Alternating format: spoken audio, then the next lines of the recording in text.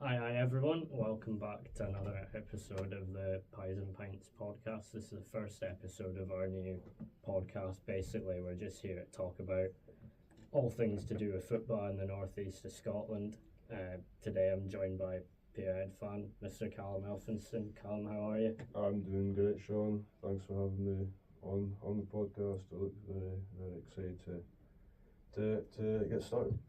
That's no bother at all, Callum.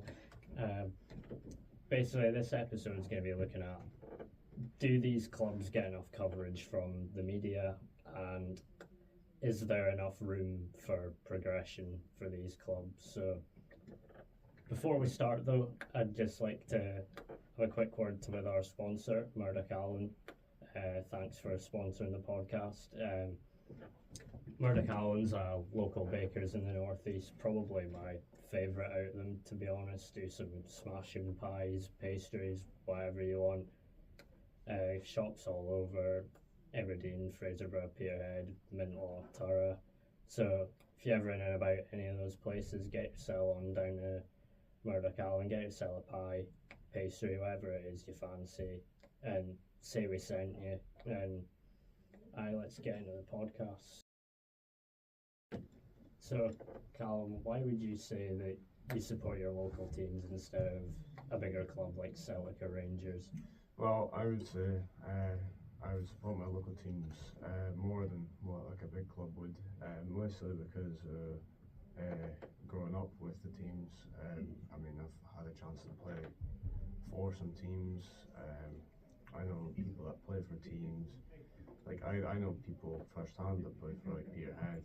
Like I know people that play for all these amateur and junior football teams, but I've never met someone that plays at Aberdeen. So it's like, well, not only is it local, it's people you know as well, and it's also good because it's niche and well people, it's community, so a lot of like it has a knock-on effect, I would say. So not only would you just go, your Borden United Football Club, they play in Borden, but they also have, they're sponsored by Thistle Seafoods. They all go for a pint in the local pub. They all speak to locals. They've all got families, and everyone. It's a whole community. Whereas Aberdeen, you watch them play football on the pitch, then you go home. Well, it's not the same. There's that sense of hometown pride when they get a good result as well, isn't there? Like, it does wonders for a small town. Oh yeah, definitely. I mean, when Peterhead got promoted up into League One, everyone was very sceptical with them. I think they won the playoffs, if I remember right. But very sceptical that they'll be able to stay up the league. They managed to kind of became a force to be reckoned with in League One. They managed to hold their own, and they were about mid-table. Could still end up in the playoffs. Yeah. They've got Inverness Cali tonight, though. Do they? Yeah, that could be an easy win. Be it just shows that anything can happen for these small clubs. What would be a dream can become a reality, and there's a bit of a sense of a bigger achievement than what you would say, like, well, Aberdeen win the league, it's good, you celebrate, but when you see Peterhead do it, come on, it's better. It's better. It's like as well, you see now and again, like obviously last season, Fraserburgh got Rangers in the Scottish Cup, Bucky Thistle the season before that got Celtic in the Scottish Cup. Like, big days out for these towns don't come by very often as well. Oh, gosh, no. But I'll tell you a story. I was at the mod amateur football team versus Longside amateur football teams. What was it? It was the hospitality, and honestly, I've been to an Aberdeen hospitality before, and I've been to a mod one. I prefer the mod hospitality 10 times over. Cheap.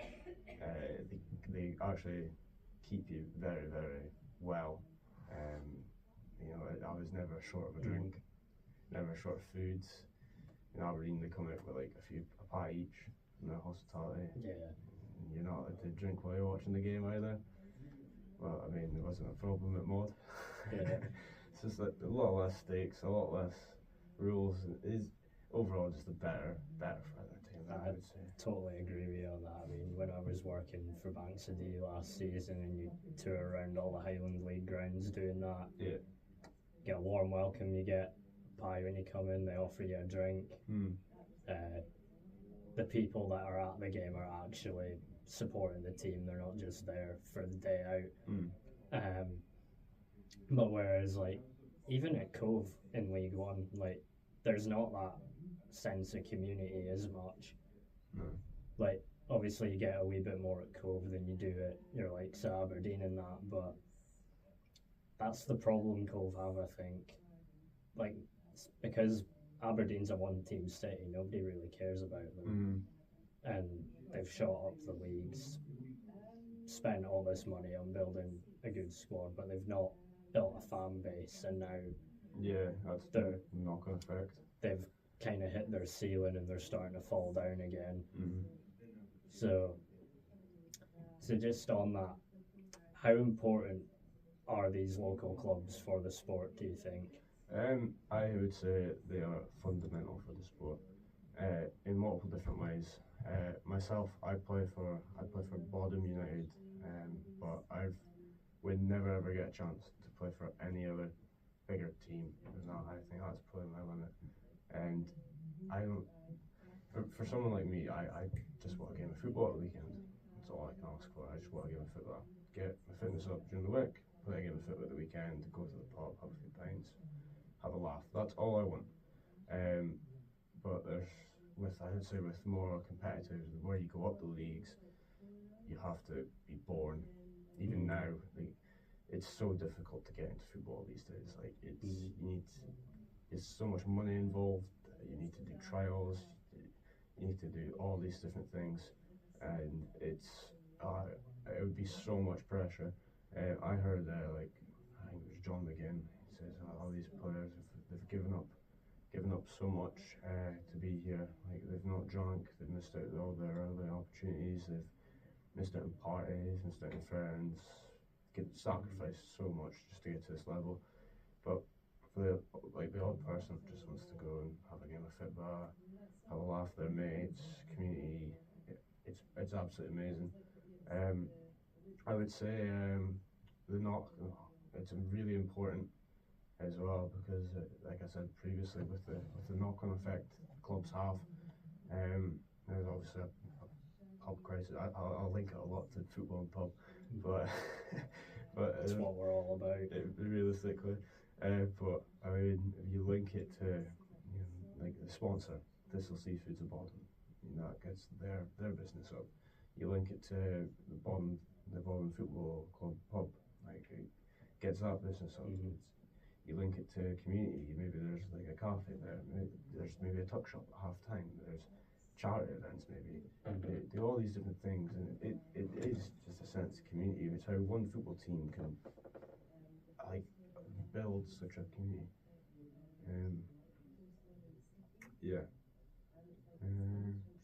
It's like, even with like you were saying about young players, etc., like, you've seen a lot more emphasis on like academies and youth teams nowadays, but which is kind of hampering these clubs a bit, because they could be doing with some of these boys on loan, and then these young boys get first team experience playing proper football, like on rough pitches in rough weather, instead of playing on academy Astros all the time against folk their own age. So. It's a completely different game, like amateur and junior football, like compared to what like the Prem and even the Scottish Prem and Premier League, and like everything's perfect. There's not a bad situation. They go down to slightly tackle, but you could get absolutely nailed in the first 10 minutes. Your game's over. Play on.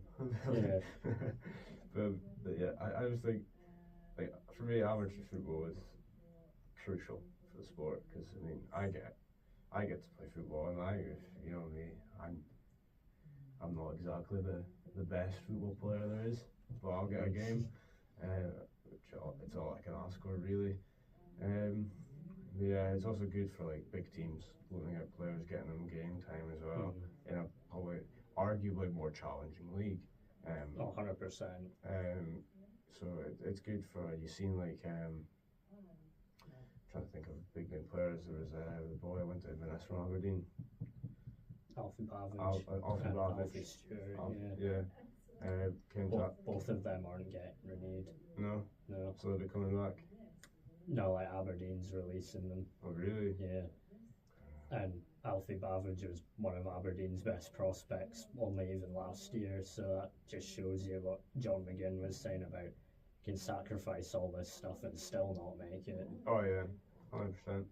And even with amateur football and junior football and semi-professional football, you do get people coming to end their career at these clubs. You had Peterhead had Niall McGinn, they had Peter Pollitt, a few good players, probably legends of Aberdeen FC. Yeah. Fraser 5'8" Cove just a couple months ago as well. Yeah, a few big name players, ending their careers. Somewhere there where they might get more games. That's all it is. At the end of the day, it's just about getting a game of football. Doesn't matter. Exactly. Premier League, semi-professional, whatever. Just about getting games of football. I think everyone can agree that's where amateur shines. And do you think it gets enough attention in the media? I don't think it should get enough attention as it should. Like you mentioned before with Fraserburgh and Rangers, that game, it received mass attention. It was on TV. It was a great day for the Fraserburgh Football Club and Rangers. I seen them on the Snapchat stories. There was people down at Ibrox watching the away again. I think it was something like 2,000 Fraserburgh fans or something. You can't write. That's poetry. That's amazing. Yeah, that's right? incredible. Absolutely incredible. It's When great. they only get about, well, say only, it's pretty good for the Highland League, but they get about 500 a home game. Yeah, it's pretty good for them. But I don't think like amateur and junior football. Prime example, Steve Bracknell with the Royal Oak FC, probably the most watched amateur football game ever. Oh, definitely. Like, I don't think there's any question about that. I was not picked for the bottom team the weekend, so I sat in the car, and on one screen I had Steve Bracknell's Nags Head versus Royal Oak on YouTube, and I was watching the bottom game, and I tell you what, on the YouTube had at most 54,000 people watching. That is mental. That's more than Aberdeen get. They sold out the ground in less than an hour as well. And it really shows how much a community can have an impact, and that's just some Sheffield Imperial pub league. Yeah, exactly. That's the lowest of the low. But they do their podcasts, they do everything, so they've shown what can happen with the social media coverage. But I think for your average team, like Peterhead, your Mods, your Longsides, your Bottoms, I think a Facebook page would be enough for them. Really, I think if they were to get Sky Sports time, I don't really think much people would tune in to watch me play. try to say that lightly, but I mean, I think there is definitely some games with them junior and semi-professional, maybe Cove and Peterhead, when the playoff games going into the championship. That's a big game. That's a big game. Especially with even championship doesn't get much. Yeah. You see the worries that Tottenham fans are saying right now. The coverage, playing on Mondays, Tuesdays, Wednesdays, Thursdays, all through the week. No one's going to watch that. No, exactly. And it's going to absolutely cripple their money they get at the end of the season. But I think, I mean, if there's nothing else going on, send out some students, go record for the Fraserburgh versus Mod or something. Good for that kind of aspect. It's the Highland League title race for the third straight year. The top two had the same amount of points going into the final day. Yeah. For the third season in a row, that's unheard of. But I'd hardly seen anything about it in the media. First time we wrote about it. Yeah.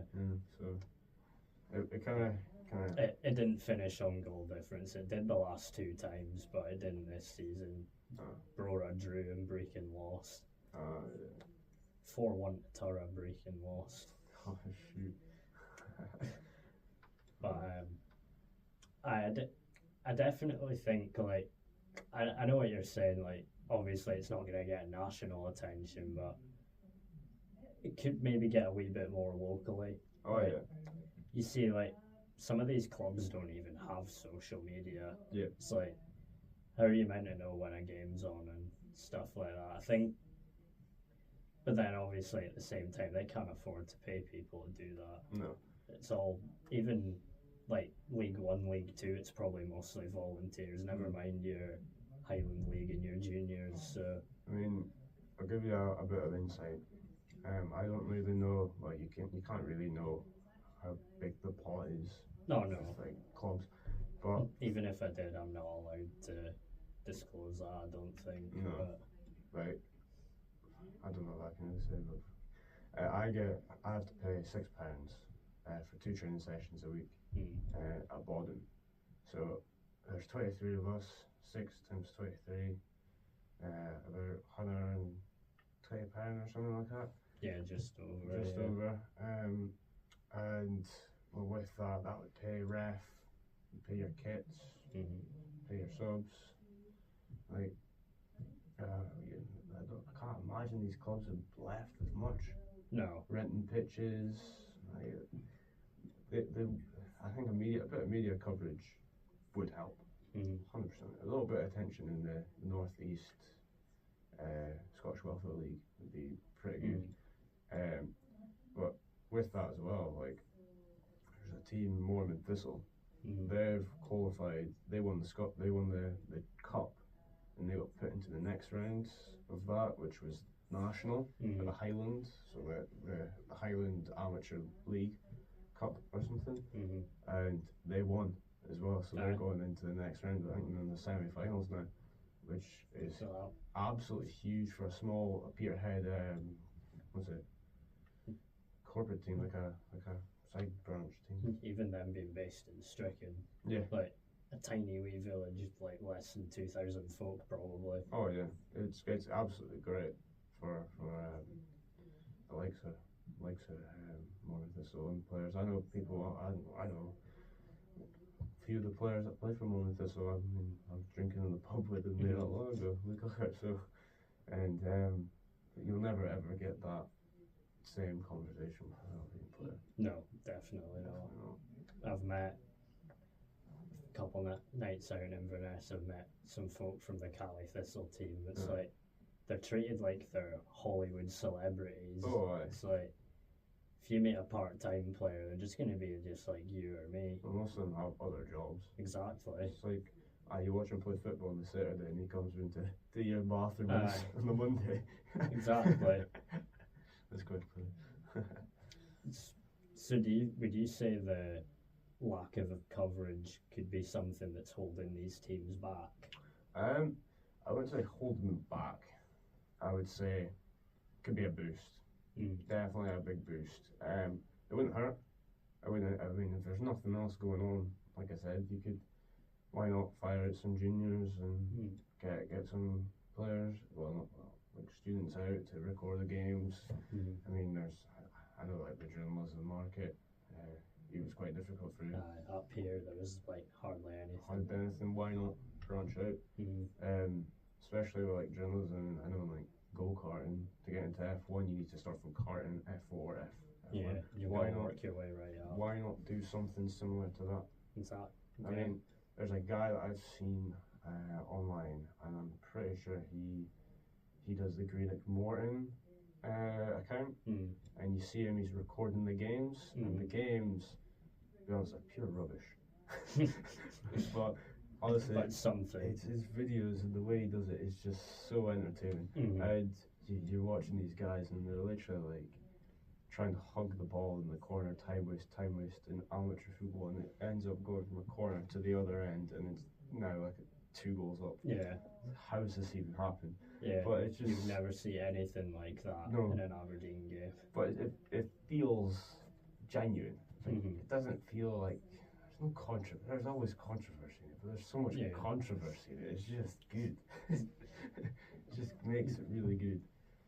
And that's like what we were saying earlier. It's a better watch. Oh, I think. 100%. I've had season tickets at Aberdeen. I've played football for Little Boys Club for several years, and I'll tell you, I would choose to play and watch than go and watch Aberdeen. 100%. It's so expensive. Mhm. The price of it is insane, especially with Tawdry now. Like, you're like about 15, 16 pound a ticket Yeah. before you even buy a drink, buy a pie. Mhm. And even that's an extra fiver at least. 100%. Like, yeah, I understand the cost of living crisis and all these different factors have an impact, but I mean, I would say it's kind of these clubs can avoid it.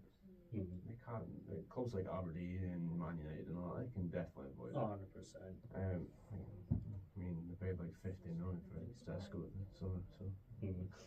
why can't they? But, yeah.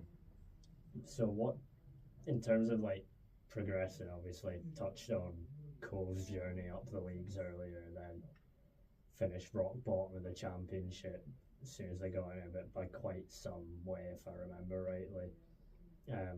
What do you think makes it so hard for these teams to be competitive? I think with it being like you said, Cove getting promoted, I think the difference in leagues varies a lot.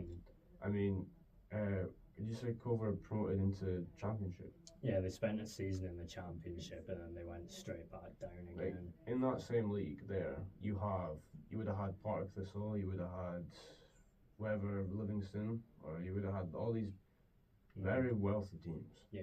Like in this league, and then you've got Cove, which are a wealthy enough team, I would say. I mean, you have the ground right in the middle of Aberdeen, but in terms of money they could spend on players, like, it's not the same. Like Peterhead, right? We promoted into League One, sitting about mid-table, up higher mid-table.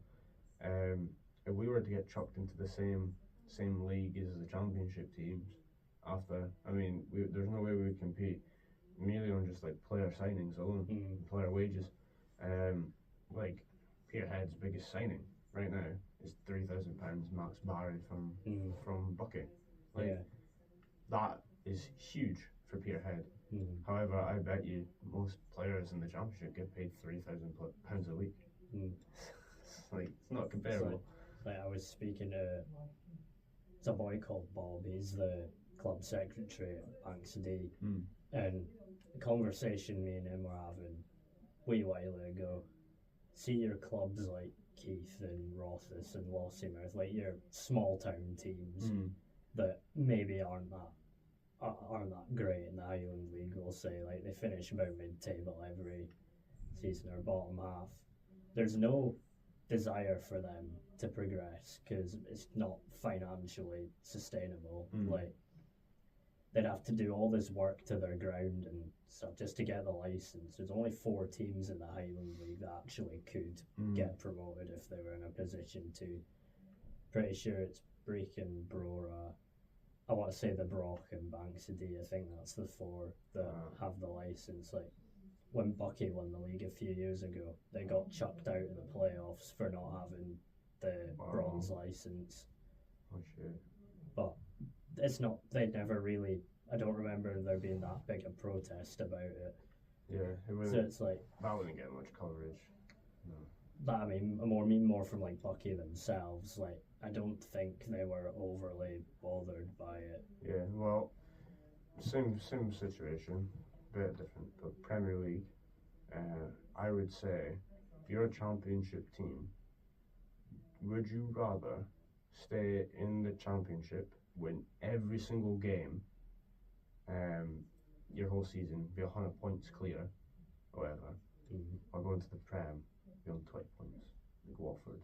Yeah, you come away with like 5 wins. Yeah, exactly. Like if I was a championship team, and I would be rooting for the Prem. But it's one thing getting into the Prem. There's another thing staying in the Prem. That's a whole different ballpark. Prime example, Luton. Yeah. Their ground is tiny. It's literally got 7 detached houses on it. They had to extend one of their stands, I think, just to be able to play in the Premier League. And even then, I don't even know if it was still legal. I think they were let away with it. But yeah, absolutely crazy how a team like Luton has to kind of do that. But I would still say I would prefer winning every game in the Championship to not being I mean, you look at Livy. I mean, I thought they were very good in the Championship last season. I mean, they went up through the playoffs, absolutely battered Ross County over both legs in the playoff final. And now look at them, they haven't won a game since, August? Yeah, so it's kind of crazy.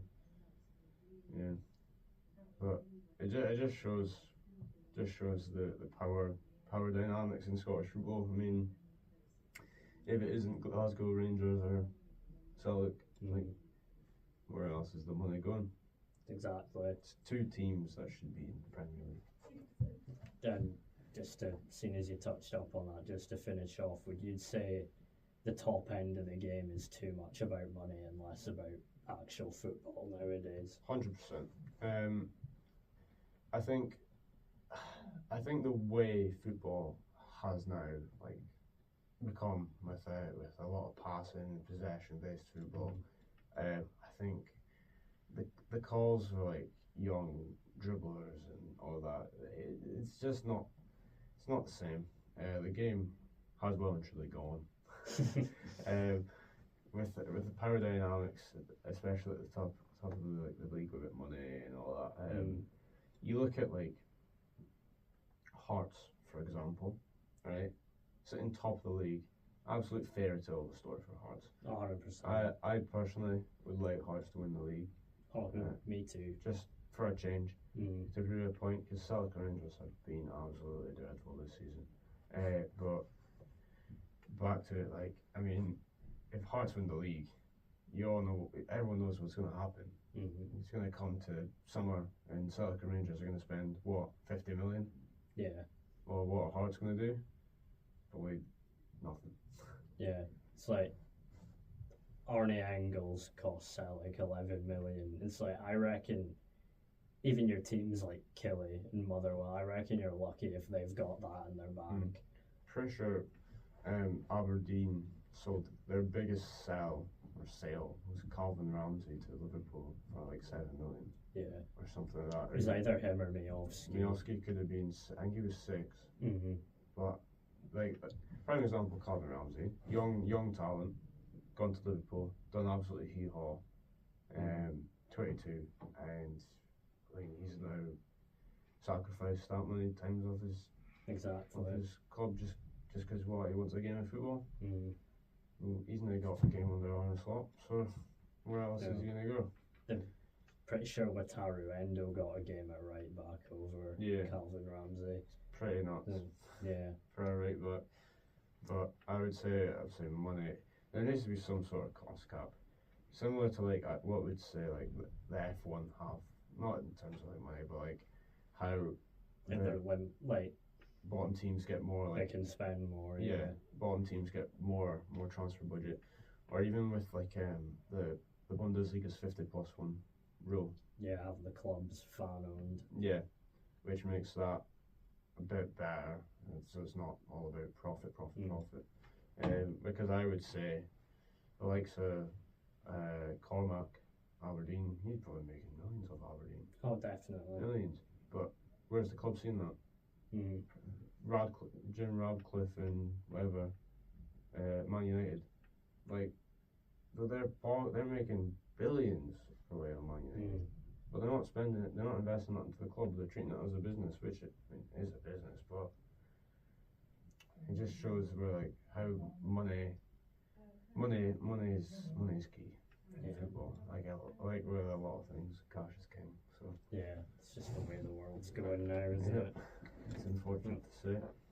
Oh well, that's probably about all we've got time for today. So thank you very much for No coming problem. on, Callum. Thanks for having me.